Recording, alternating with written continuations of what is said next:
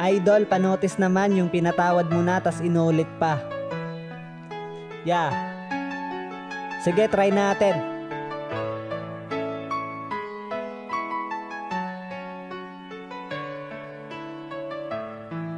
Haragan!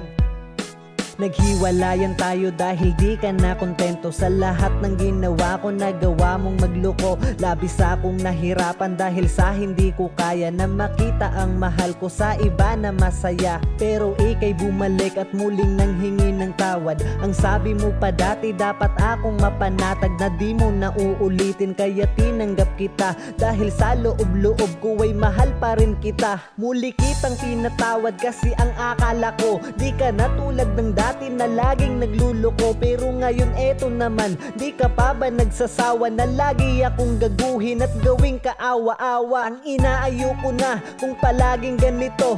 Maawa ka naman, wag mong gawing uto-uto.